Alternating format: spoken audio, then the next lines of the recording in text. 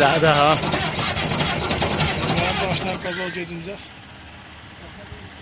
Önce en soğusun.